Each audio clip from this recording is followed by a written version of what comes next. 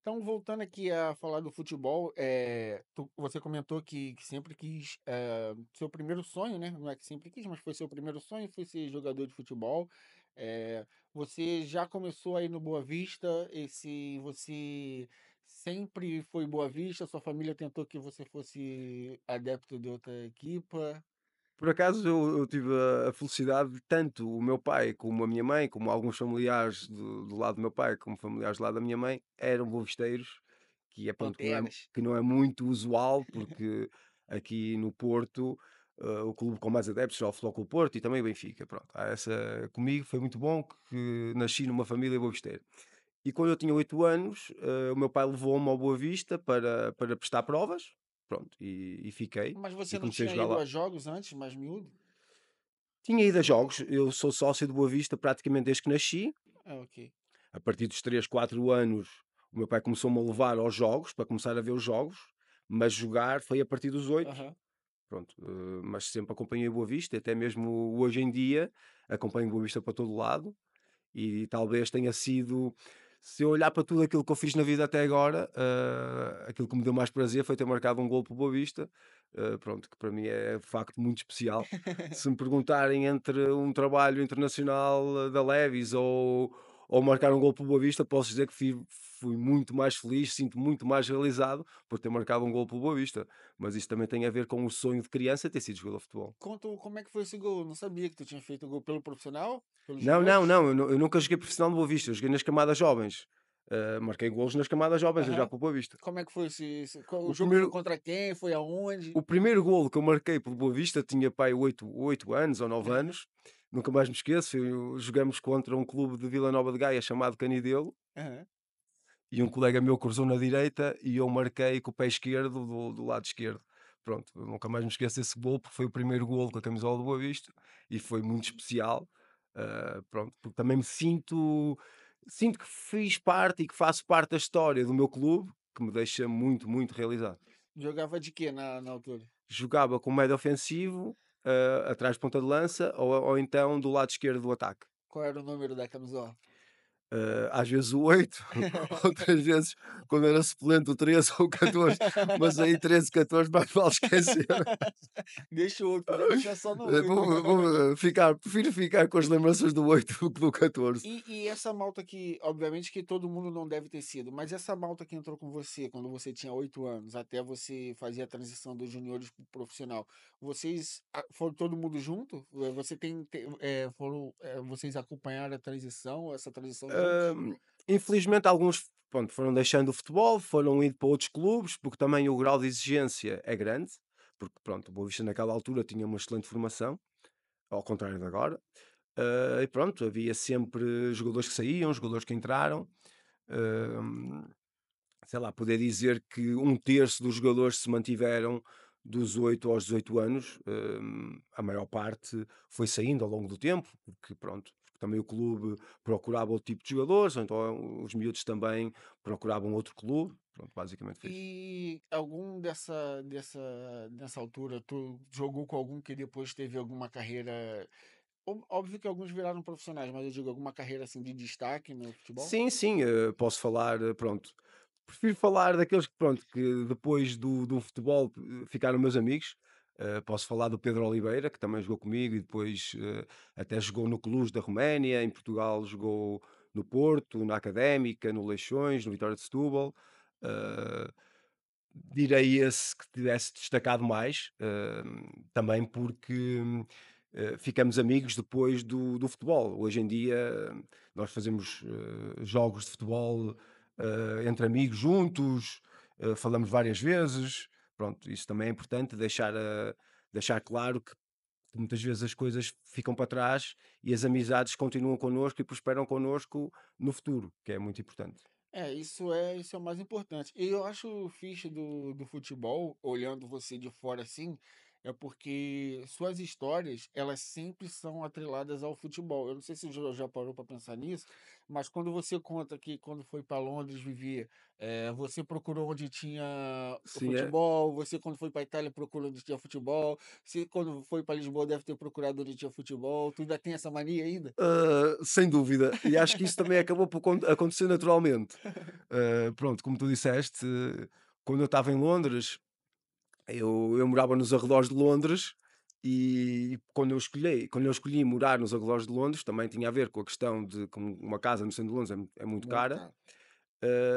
e também ali nos arredores havia um campo de futebol com relva natural, com bancadas ao serviço da comunidade. Pronto, que é uma coisa que é diferente daqui de Portugal, porque daqui de Portugal, se as pessoas quiserem jogar futebol, ou vão para a praia, ou vão para o parque da cidade, ou então têm que alugar um campo, que é diferente de Londres, que na periferia da cidade, qualquer freguesia, qualquer vila tem o seu campo que a comunidade pode usar. E pronto, por ironia do destino, estive em Feltham, que é nos arredores de Londres, muito perto de Heathrow, que tinha lá um campo de 11 ao serviço da comunidade. Encontrei uns eslovacos que jogavam futebol todos os dias, porque eles trabalhavam no aeroporto, e pronto, lá estava, E todos os os caras dias já eram jogava bons de futebol. bola? Sim, sim, sim, fazia-se ali boas brincadeiras, boas peladas, sim, dava para divertir, E mas diz, termina, termina. estava a dizer que sim, de facto é verdade, agora que perguntas isso, de facto o futebol sempre me acompanhou ao longo da minha vida, não é? Não tem como fugir, Por né? por mais que eu tentasse fugir, aparecia-me uma bola e um campo que eu podia É a jogar. é a primeira coisa que tu procura. Eu reparava isso, que tu fala: "Fui pra tal lugar", e mesmo cá em Portugal, às vezes tu vai não sei o quê, tu procura um futebol, um basquete, um esporte, tá Sim. sempre procurar o que fazer. Eu já tinha era uma coisa que eu tinha reparado, em você. E quando tu foi pra Inglaterra, tu sentiu diferença no futebol? Porque assim, eu sou do Brasil. Quando eu cheguei cá em Portugal, e eu fui jogar bola lá, você que me levava lá para jogar bola. Eu notei diferença, e tem diferenças que são, pronto, é natural. Tu notou, o que que tu notou assim, que tu falou, que tu notou de diferente, que assim que tu começou a jogar Se bola em Londres? Pronto, o futebol na Inglaterra é muito físico. O futebol na Inglaterra, mesmo nos jogos de amigos, é muito agressivo, há uma procura pela bola muito intensa. Pronto, se calhar aqui em Portugal, um bocadinho menos que Inglaterra, mas mais do que no Brasil. No Brasil, se calhar, o jogador tem mais tempo para parar a bola, para pensar, para driblar. Aqui não tens muito tempo e no Reino Unido não tens tempo nenhum, porque estás a dominar a bola e vem um comboio desgovernado por cima de ti. Pronto, e tu pensas: olha, se calhar em vez de ter a bola durante um segundo, tenho que ter meio, senão vou sair daqui sem dentes. Sabe o que que pode ser também? Isso aqui veio e você vai me ajudar a descobrir se isso faz sentido. Por exemplo, você falou, no Brasil você tem mais tempo, aqui menos, na Inglaterra menos ainda. Mas nesse futebol amador, assim, futebol de moleque, vamos chamar assim, é, quando a gente recebe a bola no Brasil, quando a gente vai marcar, no Brasil, geralmente um gajo que tá mais no ataque, que tá numa posição mais ofensiva, ele é muito habilidoso. Então, no Brasil, um drible, ele vale mais do que um gol. Isso eu notei muito cá em Portugal, porque eu noto que no futebol daqui, vocês tratam o futebol que não tá a valer nada como se tivesse a valer alguma coisa, entendeu? Vocês querem ganhar, é isso que eu quero Sem dizer. dúvida, sem Vocês dúvida. querem ganhar. O que no Brasil, não necessariamente. Só que o que acontece? Como o drible ele é algo muito maior do que um gol num futebol que não tá valendo nada, você não chega de primeira, porque por isso que o Galo tem espaço, porque eu não vou agora, se é um jogo que tá a valer, que é objetivo, você vai entrar com tudo. O Gajo driblou, tá, mas se ele te driblou, tudo bem, pelo menos ele não avançou em direção à baliza, tá vendo? Eu vou dar vou tentar parar a jogada de um Gajo que tá via correr. Eu vou em cima dele. Se eu errar, eu vou fazer com que, por exemplo, ele tenha que cortar para lateral, não na direção do gol. Tem essas cenas pronto, que durante a vida do futebol você vai aprendendo. Só que isso durante uma partida, se ele não fizer o gol, eu fiz o meu trabalho. Só que no futebol que não tá valendo nada, se eu fizer isso e ele joga a bola por cima de mim, isso aí vão falar. de um mês, vou fazer aniversário esse lance, depois de um ano, e vou falar: "Lembra aquele dia que você vê que nem a vaca eu te dei um lençol?" É isso. Pronto, aqui é diferente, porque aqui até nos jogos de amigos o objetivo é marcar golos, o objetivo é ganhar, ninguém quer perder, É, eu reparo isso. e é o futebol mais fantasista que existe no Brasil, não existe tanto cá, porque cá existe mais o pragmatismo de chegar à baliza de uma forma mais rápida, mais eficiente, Dominar o jogo, tocar a bola. tocar a bola, assim um bocadinho como a Espanha faz. A Espanha não tem propriamente. Pronto, por acaso agora até tem o Yamal, mas durante muitos anos até ganharam campeonatos do mundo e ganharam campeonatos da Europa sem ter um jogador elegível a ganhar a bola de ouro, porque o contexto é muito mais de equipa, mais trocar a Apesar bola. dos que chegaram mais perto foi o Xavi e Iniesta, né. Sim, chegaram mais perto, mas nunca ganharam. Aham. Enquanto que outros países, como o caso, pronto, a Argentina também, o Messi acabou por ser campeão do mundo no final de carreira, mas ganhou muitas bolas de ouro sem ter ganho um campeonato do mundo. Hum, Também o O Cristiano Brasil, Ronaldo também.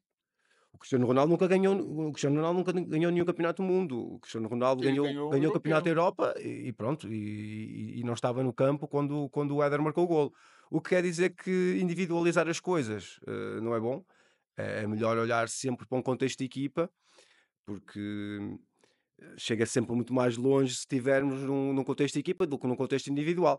Dá para ver isso agora neste fenómeno com o Paris Saint-Germain, que o Paris Saint-Germain quando Que tinha o saiu as Messi, estrelas, Neymar e fez bem. Mbappé e não ganhou nada, agora com jogadores que são muito bons, mas que jogam em equipa, mas não são super estrelas, acabaram por ganhar a Champions e são a equipa do momento. Por isso, o contexto de equipa será sempre melhor que o contexto individual, se nós excluirmos o Messi e o Cristiano Ronaldo. Pronto, e também em tempos, o Ronaldinho Gaúcho, o Ronaldo Fenómeno, Sim, Pelés, Maradonas, ganharam nada sozinho, por mais mesmo assim nunca ganharam que nada sozinhos, mas eram super estrelas, que acabaram, pronto, muitas vezes por decidir jogos sozinhos, mas eu ainda acredito mais que é mais fácil chegar mais longe num contexto de equipe. por acaso. E aí, gostou desse corte? Então deixa o seu like, se inscreve no canal. O link do episódio completo tá aqui na descrição. Valeu!